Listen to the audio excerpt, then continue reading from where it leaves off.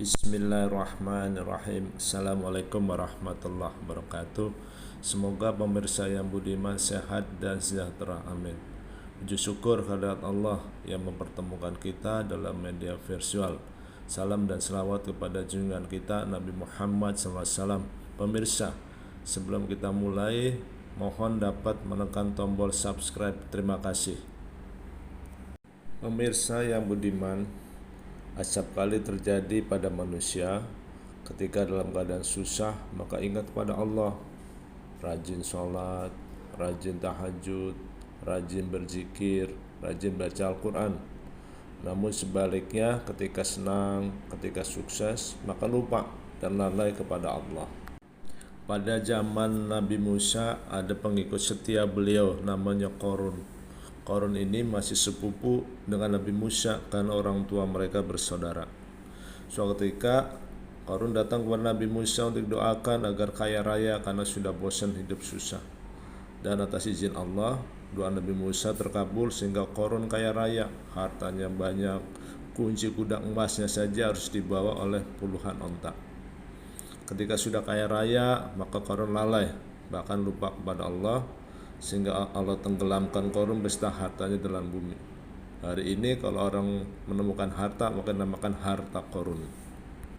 Pemirsa yang budiman, kasus Qarun di mana ketika senang, ketika kaya raya, lupa dan lalai kepada Allah, acap kali terjadi dalam kehidupan manusia. Padahal sebagai seorang muslim sudah selayaknya selalu mengingat Allah, baik dalam keadaan susah maupun keadaan senang. Sebagaimana Nabi SAW bersabda, yang mafhum artinya, kenalilah, ingatlah Allah di waktu senang, pasti Allah akan mengingatmu di waktu sempit. Hadis riwayat Tirmizi. Hadis ini sangat menarik sekali. Coba kalau kita kaitkan dengan kisah Nabi Yunus alaihissalam ketika ia ditelan oleh ikan yang sangat besar. Allah Subhanahu wa taala berfirman, "Faltaqamahul hutu wa huwa mulim falola annahu kana minal musabbihin lalabisa fi batnihi ila yaumi yub'asun." Artinya, maka dia ditelan oleh ikan besar dalam keadaan tercela. Maka sekiranya dia tidak termasuk orang yang banyak berzikir atau bertasbih kepada Allah, niscaya dia akan tetap tinggal di perut ikan itu sampai hari berbangkit.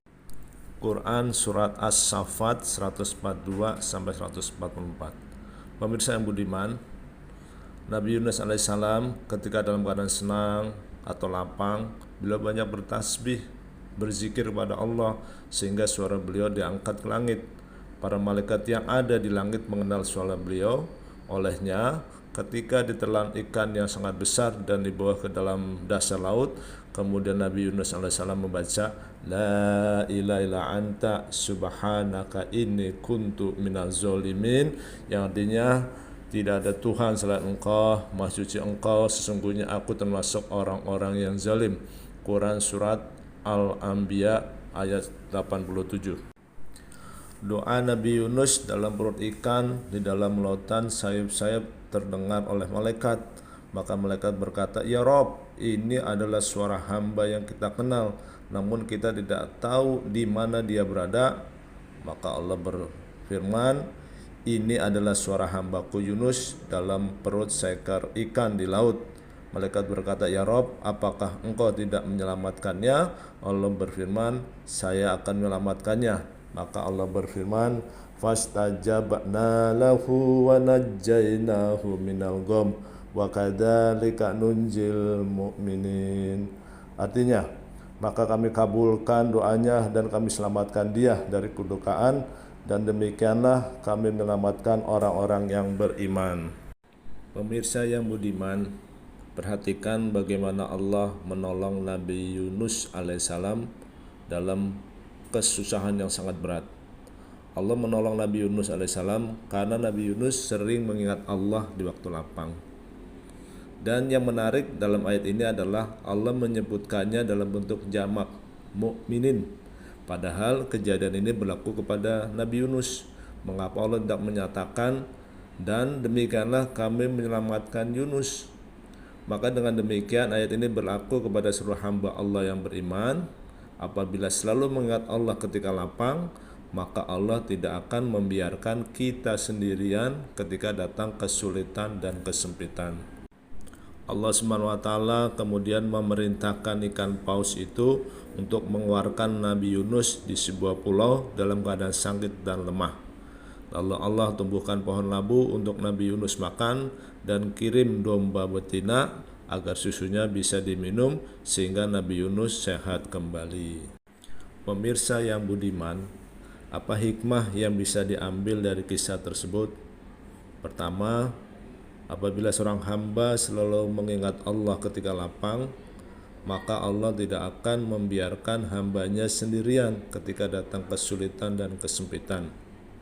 Doa-doa yang dipanjatkan dalam keadaan sulit mudah terkabul, manakala dalam keadaan lapang selalu ingat kepada Allah.